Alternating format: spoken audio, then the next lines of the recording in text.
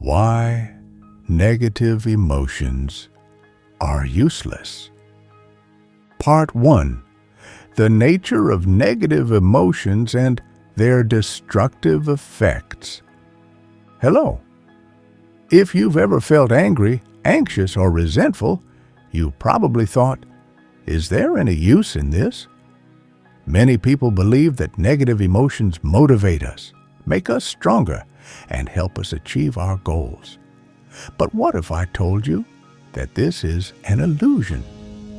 Today, we'll look at why such emotions are useless and what the Stoics, people whose ideas have survived centuries and still help millions of people maintain clarity of mind and calm, had to say about them. 1. What are negative emotions? Negative emotions are feelings that cause discomfort and suffering.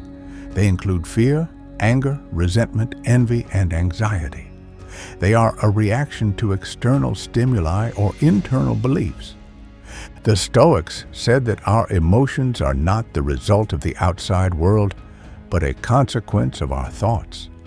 Epictetus said, "People are not worried about events, but because of our opinion about them." In other words, emotions arise not because the world is unfair, but because we perceive it that way. Try to imagine, two people are stuck in a traffic jam. One of them is angry, hitting the steering wheel, nervous about being late. The other calmly turns on an audiobook and uses the time usefully. Both are in the same situation, but their perception is different. It is this understanding that is the key to a Stoic attitude towards emotions. 2. How do negative emotions hinder us? 1. They take away energy. When we feel anger, resentment, or anxiety, our brain absorbs this emotion and spends a huge amount of energy. Remember how after a long day filled with stress and irritation, you feel squeezed out like a lemon. This energy could be directed to something more useful: creativity, study, self-development. Example, you had a fight with a friend and now you constantly replay the conversation in your head. You think that you could have said it differently. You get angry at what they said. But this process is a waste of time because the past cannot be changed. A Stoic would ask himself, is there anything I can do right now to improve the situation? If the answer is no, then emotions are simply stealing your energy. 2. They make us slaves to circumstances. If our mood depends on the outside world, then we lose control over our own lives. Any unexpected event becomes a cause for concern, which means that we are no longer the masters of our destiny. Quote, "You can be invincible if you do not fight for what is not in your power." Epictetus. 3. They worsen health. Research shows that constant stress increases cortisol levels, which can lead to cardiovascular disease, weakened immunity, and even depression. Chronic anger and resentment destroy not only the psyche, but also the body. Example, imagine a person who has been holding grudges against his parents, colleagues, and society his entire life. He is always dissatisfied, perpetually irritated. His body lives in a state of constant tension, which ultimately leads to health problems. 3. Real-life examples. Example 1. Nelson Mandela. When he was released from prison after 27 years, he did not take revenge or hate. He understood that if he remained angry, he would remain a prisoner of emotions, even when he was free. Example 2. Marcus Aurelius. The emperor who faced betrayals and wars every day, wrote in his diary, "You can control your thoughts, which means you can control your emotions." He understood that only internal control makes a person free. Part 2.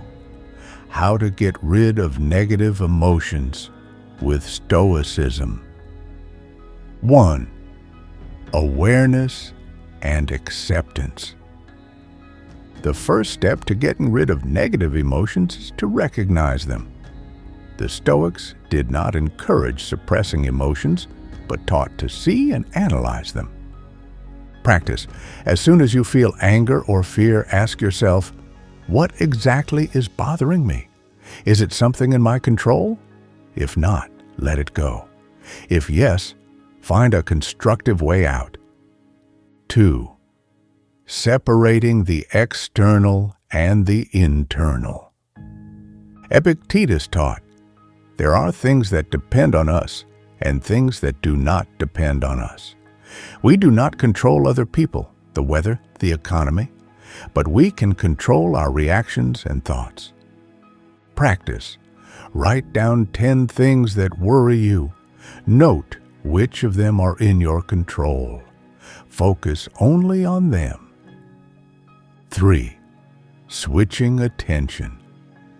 The Stoics advise not to dwell on the bad. Instead, direct your energy to useful actions. Example, instead of getting angry at a traffic jam, you can listen to an audiobook. Instead of complaining about the weather, you can exercise at home. 4. Using the moment between stimulus and response. Viktor Frankl, a psychiatrist and concentration camp survivor, said, "Between stimulus and response, there is a space. In this space lies our freedom." Before giving in to a negative emotion, pause, breathe, look at the situation from a different perspective. 5th, reflection, journal. Marcus Aurelius kept a journal in which he analyzed his emotions. This practice helps to see patterns and work with them. Practice. At the end of the day, write down 3 events that caused negative emotions. Analyze them. Were they under your control? What could you have done differently? So, negative emotions are ballast that prevent us from living a full life. They do not make us stronger. On the contrary, they destroy us. But by applying the principles of Stoicism, we can learn to control ourselves, stay calm, and become free. As Seneca said, true strength is in the ability to control yourself. Try these practices and write in the comments which of them helped you.